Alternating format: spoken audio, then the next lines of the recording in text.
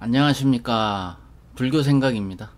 자, 지난 시간 챕터 17장까지 했습니다. 그러니까 이번 시간에 챕터 18장부터 다시 계속 나가도록 하겠습니다. 자, 18장은 제목이 뭐냐면요, 일체 동관분 해가지고 이제 해석을 하자면 일체를 하나로 보니 이런 뜻입니다. 그러니까 모든 걸 하나로 본다 이 말이에요. 내용 나가겠습니다. 이제 부처님이 얘기를 하십니다. 수보리여, 그대는 어떻게 생각하느냐? 열애에게 유관이 있느냐? 이렇게 물어봐요. 그러니까 수보리가 대답을 합니다. 그렇습니다, 세존이시여. 열애에게는 유관이 있습니다. 유관이라는 건 여러분, 우리 육체에 있는 요 눈을 유관이라고 하는 거예요.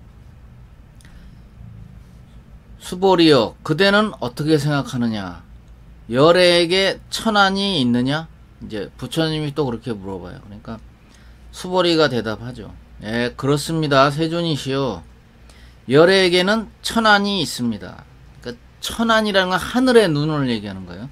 그 하늘의 눈은 어떠한 그 사물의 그 어떤 근본, 핵심을 직관하는 힘이 있는 눈, 요게 천안입니다. 핵심을 보는 능력이 있다 이 말이에요. 그러니까 부처님이 또 물어봐요. 수보리여, 그대는 어떻게 생각하느냐? 열애에게 해안이 있느냐? 이렇게 물어봐요. 그러니까 수보리가 대답하죠. 그렇습니다, 세존이시여. 열애에게는 해안이 있습니다. 해안이 뭐죠? 여러 번 제가 말씀드렸어요. 해안이라는 거는 지혜의 눈, 깨달음의 눈을 가진 사람을 해안이라고 그러는 거예요. 부처님이 말씀하십니다. 수보리여, 그대는 어떻게 생각하느냐?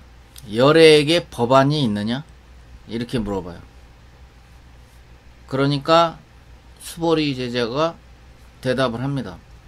그렇습니다, 세존이시여. 열애에게는 법안이 있습니다. 자, 법안이라고 하는 거는 무슨 눈일까요?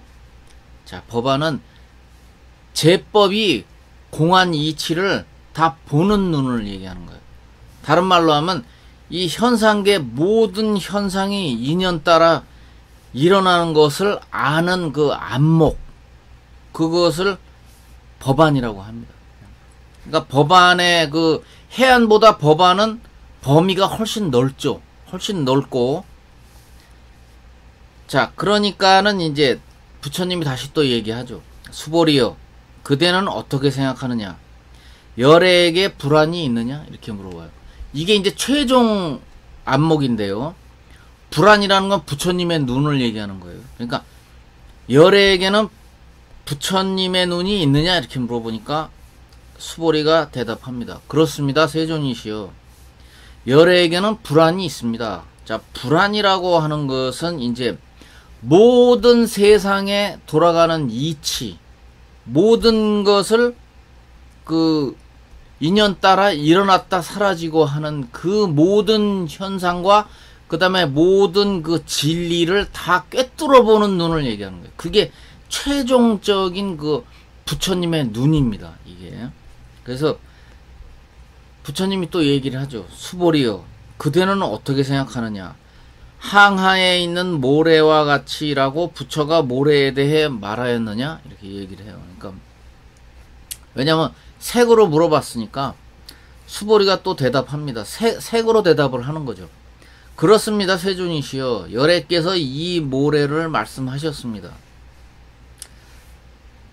수보리여, 그대는 어떻게 생각하느냐? 항하의 모든 모래 수만큼의 항하가 있고, 항하라는 건 겐지스 강이라고 그랬어요, 제가. 그러니까 수많은 강이 있고, 그 모든 그 강에 모래수만큼 불세계가 있다면 많다고 하겠느냐? 이렇게 물어봐요. 그러니까 색으로 물어본 거예요. 그러니까 수보리가 대답을 하죠. 매우 많습니다, 세존이시여. 다시 부처님께서 이제 물어보는 거예요. 수보리에게 말씀하셨습니다. 저 국토 가운데 있는 중생의 갖가지 종류의 마음을 열애는 모두 아느니라. 왜냐하면 열애가 말한 모든 마음은 다 마음이 아니라 그 이름이 마음이기 때문이다.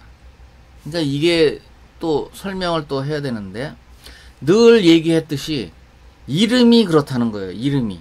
그러니까 중생의 갖가지 그 마음은 모양이 있을까요? 없을까요? 그죠? 색으로 볼 수 없잖아요. 이름이 표현을 하자면 이름이 마음인 거지, 그 마음 자체는 색이 될 수가 없죠. 모양이 없습니다. 마음은 모양이 없습니다. 그래서 이렇게 얘기를 하신 거죠. 중생의 갖가지 종류의 마음을 열애는 모두 아느니라. 왜냐하면 그 이름이 마음이기 때문이다.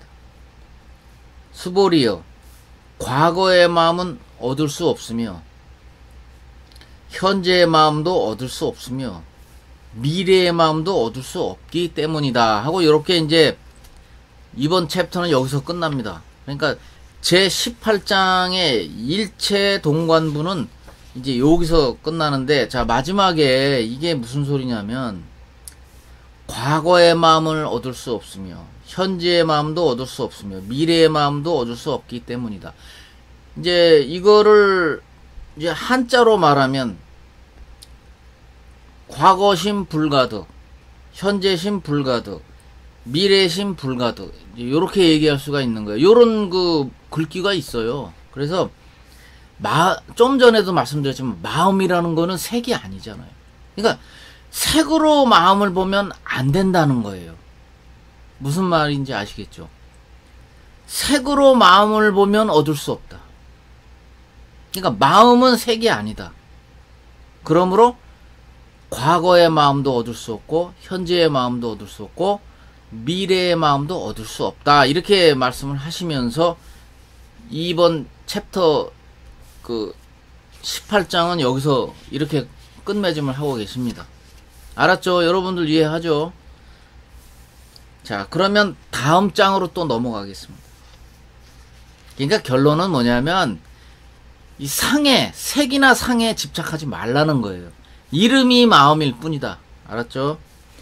자, 이제 챕터 19장을 하겠습니다. 19장은 제목이 뭐냐면 법계 통화분이라. 그러니까 요거를 이제 해석을 하면 법계를 교화하다, 요런 뜻이에요. 자, 내용, 경전 내용 나가겠습니다. 제 19장은 이제 부처님이 얘기를 하십니다. 수보리여, 그대는 어떻게 생각하느냐? 만일 어떤 사람이 삼천대천에 칠보를 가득히 하여 보시하면 이 사람이 인연으로서 복 얻음이 많지 않겠느냐? 이제 색으로 또 물어봤어요. 그러니까 수보리가 얘기를 하죠. 그렇습니다, 세존이시여. 그 사람은 이 인연으로서 복 얻음이 매우 많습니다 하고 색으로 물어봤기 때문에 색으로 대답을 한 거예요. 매우 많습니다. 거기에 동의를 했죠. 그러니까 다시 부처님이 묻습니다. 수보리여, 만일 복덕이 실로 있다면 열애가 복덕 얻음이 많다고 말하지 않으련만, 복덕이 없으므로 열애가 복덕이 많다고 말하느니라 하고, 요 19장은 요렇게 끝나거든요. 이제 내용이 좀 짧아요. 그러니까 근데 초보자가 들으면 또 헷갈리는 거예요. 복덕이 없으므로 열애가 복덕이 많다고 말하느니라. 그러니까 복덕이 없다고 하면서 다시 복덕이 많다고 말한다고 하잖아요. 그러니까 이렇게 헷갈린단 말이에요. 그러니까 초심자가 들으면 이런다고요. 그러니까 깨달은 자가 들으면은 이해를 하지만 도노를 못한 상태에서는 이 부처님의 말을 못 알아들어요. 왜냐면은 좀 전에도 얘기했지만 이 금강경은 처음부터 지금 여기까지 오면서 계속 색과 상을 얘기하고 있잖아요. 색과 상에 집착하면 안 된다. 그러면 진리를 보지 못하느니라. 그러니까 결국은 그 소리예요. 이 부처님 얘기는 복덕이라는 것도 실제로 복덕이 있어서 복덕하는 게 아니라 이름하여 중생들에게 이제 설명을 하려니까 이름이 복덕일 뿐이고 그 색으로 알 수 없는 자리가 복덕이니라 이 말이에요. 그렇기 때문에 매우 많다라고 얘기를 할 수 있다는 거죠. 색이 아니기 때문에 얼마든지 무량복덕을 얻을 수 있느니라 이렇게 말할 수 있다는 거예요. 알았죠? 그래서 요번 19장은 요렇게 또 끝나고, 자 다음 제20장 챕터 20장으로 넘어가겠습니다. 자 챕터 20장의 제목은 뭐냐면 이색 이상분이에요. 조금 전에 방금 제가 설명드린 그 뜻이 또 나왔어요. 제목이 또 나왔어요. 색을 떠나고 상을 여의고, 그러니까 색과 상을 떠나야 된다 이 말. 집착하면 안 된다 이 말이에요. 그러니까 색과 상을 집착하지 마라. 결국은 그 얘기입니다. 자 경전 내용 나갈게요. 자 여기도 이제 20장도 내용이 그렇게 길지는 않습니다. 수보리여 그대는 어떻게 생각하느냐? 부처를 가히 구족 색신으로 볼 수 있겠느냐? 이렇게 물어봐요. 그러니까 이게 색으로 물어본 거죠. 그러니까 색신은 뭐예요? 물질적인, 부처를 물질적인 몸으로 볼 수 있겠느냐? 딱 정의를 해서 물어보잖아요. 그러니까 수보리가 대답하죠. 볼 수 없습니다 세존이시여. 바로 부정하잖아요. 왜냐? 색으로는 그 자리 깨달음으로서의 의미인 부처를 볼 수 없다는 거예요. 열의 부처를 볼 수 없다. 세존이시여 열애를 응당 구족한 색신으로서 보지 못합니다. 왜냐하면 열애께서 구족 색신이라 말씀하신 것이 곧 구족 색신이 아니라 그 이름이 구족 색신이기 때문입니다. 이렇게 얘기하잖아요. 봐요. 그러니까 여기서도 계속되는 거예요. 앞에 그 19장하고 똑같이 계속됩니다. 이름이 구족 색신이지 사실은 깨달음자리는 그렇게 상이나 색으로 보면 안 된다는 거예요. 수보리여 그대는 어떻게 생각하느냐? 열애를 가히 구족 재상으로 볼 수 있겠느냐? 이렇게 물어봐요. 그러니까 아까는 색으로 물어봤죠. 처음에 색신으로 물어봤잖아요.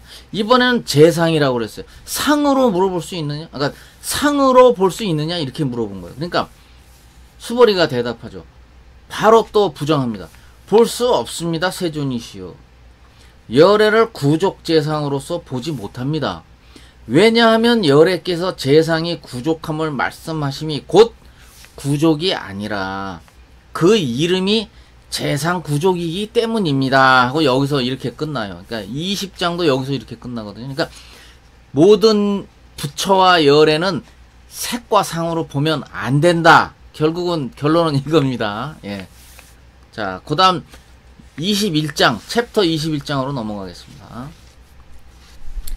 자, 챕터 21장.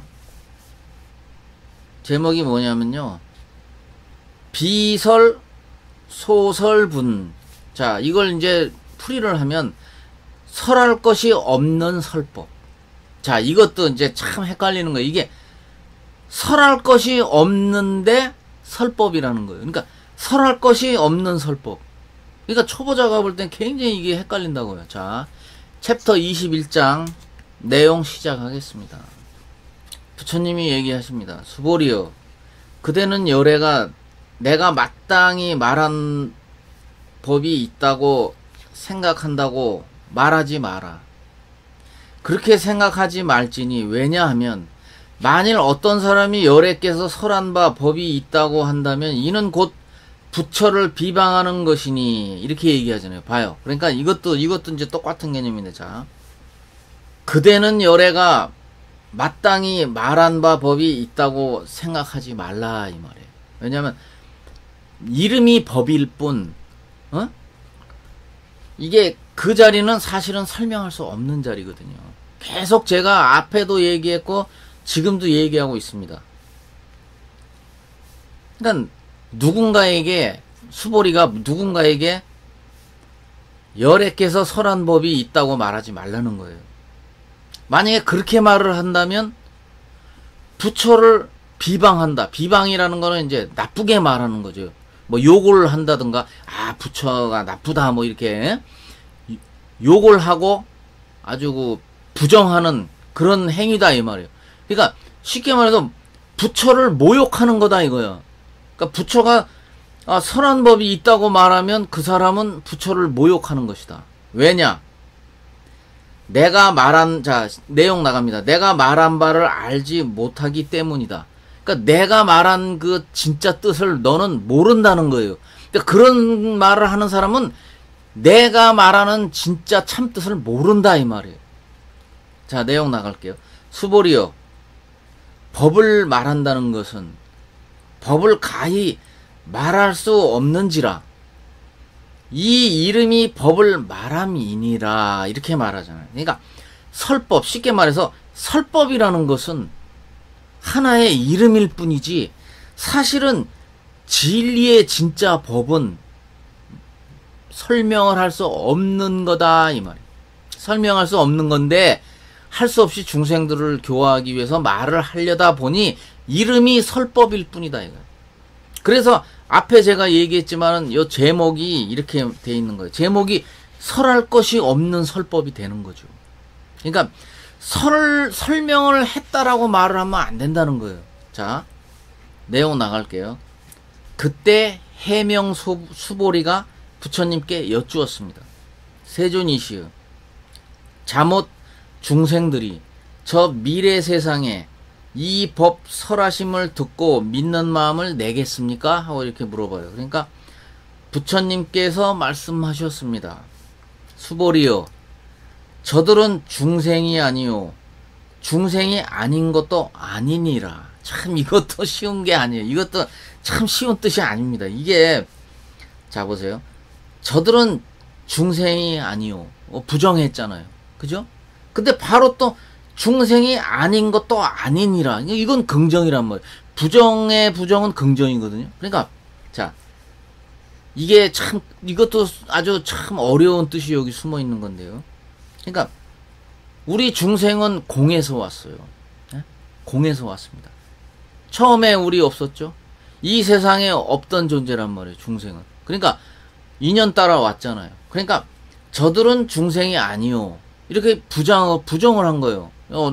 중생은 공이다. 이렇게 얘기를 한 거예요. 그러니까 중생이 아니요. 하지만 육안으로는 또 눈앞에 있잖아요. 그러니까 중생이 아니라고 부정을 했고 다시 곧 이어서 부처님이 중생이 아닌 것도 아니니라. 그러니까 또 인정을 한 거야. 왜? 눈앞에 현존하고 있잖아요. 그러니까 중생이 아니지만 다시 돌려서 보니 중생이니라. 이렇게 이제 긍정을 하신 거예요.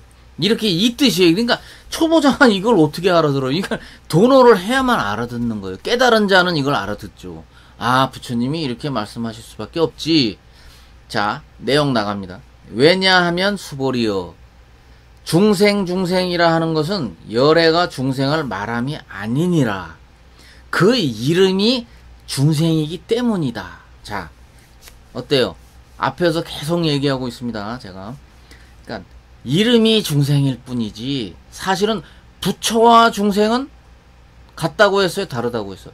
같은 거예요.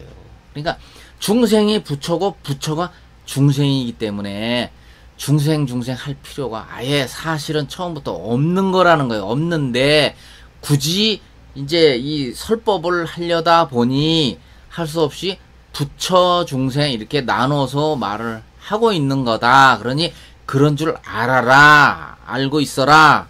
수보리여. 이렇게 얘기를 하는 거예요. 알았죠? 자, 그래서 이번에 21장은 이렇게 끝이 납니다. 자, 이번 시간은 여기까지 하겠습니다. 다음 영상에서 또 뵙겠습니다. 감사합니다.